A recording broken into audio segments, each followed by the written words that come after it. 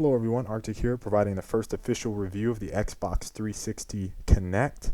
This is basically Microsoft's answer to the motion gaming market, pretty much dominated by the Nintendo Wii, and Sony Playstation Move just entered in there.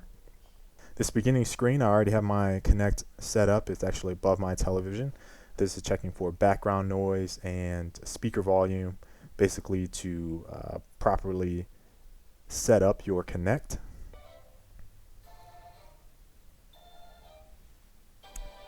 And this is just, again, microphone calibration and speaker volume.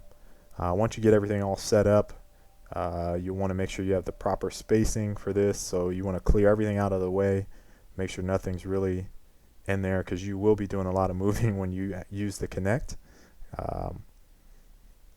And those basic tests, again, they just for setting up, again, background noise, voice volume, chat volume. With the Kinect, it has motion tracking, you have a skeletal body tracking, it has voice command recognition, facial recognition. So there's a lot of technology in this thing. So just make sure that you go through all the proper prompts. And you can see on this one, I'm actually trying to wave to make sure that I am in the correct position. And the reason that my legs are all wobbly there is because my height is an issue with my Kinect. So, the spacing that I currently have with my setup. So I had to adjust the height of the unit several times, and this is actually the Kinect Tuner interface. That's basically another area for you to set up your Xbox 360 Kinect. And you see I'm clearing some stuff out of the way there. But that is the skeletal tracking. You see those lines on my body, and I'm doing some dancing there. But you want to make sure, again, that you have ample space. In this, I'm actually adjusting the angle. So the height is very important. I am 6'1". There's obviously a lot of people taller than me. So if you plan on getting this and you're pretty tall, so make sure you have a lot of space and that you set that thing up really high. If you set it down too low, trust me, you'll have some issues. And again, I showed that part for the tracking that it did not recognize my face, because you want to have the correct lighting. If you have direct sunlight on the back, you'll have issues with it seeing your face. My room is pretty well lit. It's a very big living room. Just make sure that you have a lot of space when you're using that, and it's not too much sunlight, because it will not recognize you.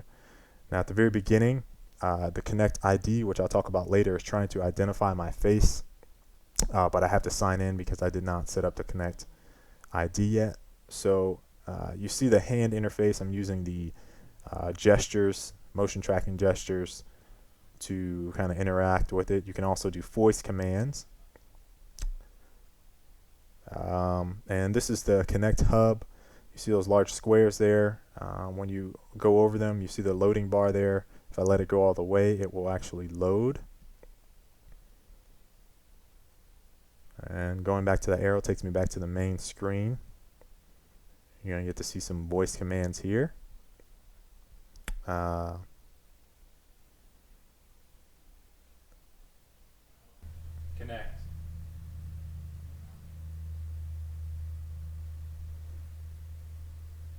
Xbox. Xbox. If you see it, just say it. Dashboard.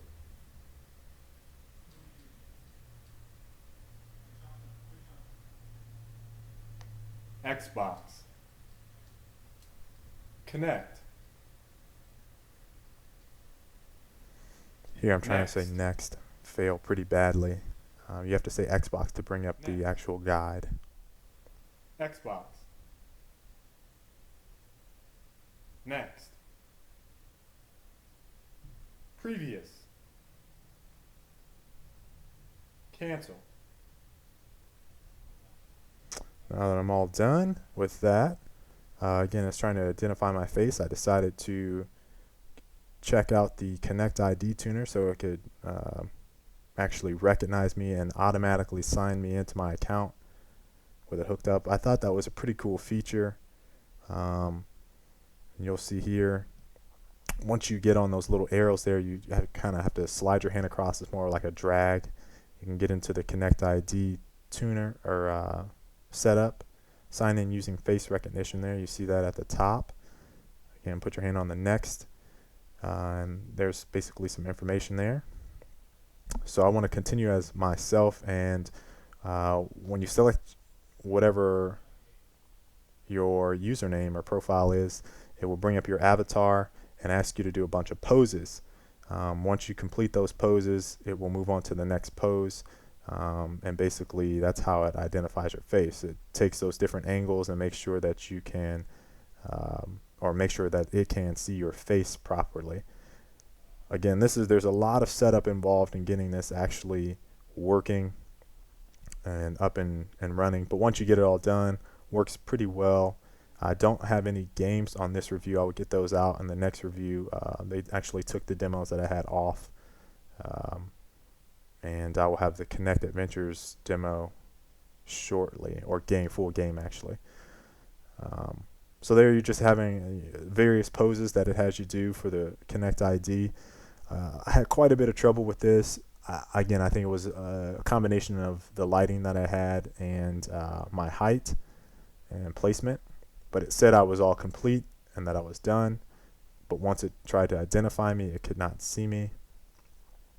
And sometimes during this testing, it will automatically adjust the Kinect separate from what you had it for your tuner. But the real bread and butter that I wanted to see with this was the Video Kinect. If you guys aren't familiar with that, it's basically the new camera portion of this. You kind of can access all your messages, and you can voice chat or video chat people from this screen.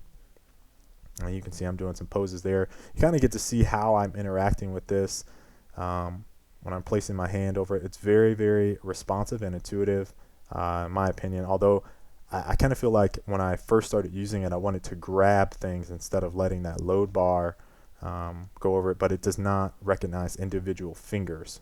So once you kind of realize that, it becomes rather easy. Accessing messages and the whole friend screen is relatively simple. I'm actually in the friends menu right there. And you can access the Kinect Hub, which is back at the main screen, or the Kinect Tuner, which I showed you previously, all from this screen, and the Get Kinect Guide. It's basically just the equivalent of the Xbox Live Dash guide that you have when you pull up your messages that you have now if you don't have a Kinect. But when you access your messages, you're going to get that same drag prompt with the arrows. You just click on the arrow and it will take you to the next message. But overall, I felt like the Kinect was a very good unit. Xbox 360 Kinect is catered towards the casual, family-oriented crowd. It will attract some buyers, and the technology packed into the Kinect is first class. I think if Microsoft ups the ante and makes an immersive Avatar-themed MMO, which basically seems possible based on my play experience, it will take off. But right now, I think it was just going to be a glorified iMotion camera, and we've already been there and seen that. So this has been Arctic with the review of the Xbox 360 Kinect. If you like my video, please be sure to like it. If you want to check out more gear, gadget, and gaming reviews, please subscribe. And until the next time, guys, deuces.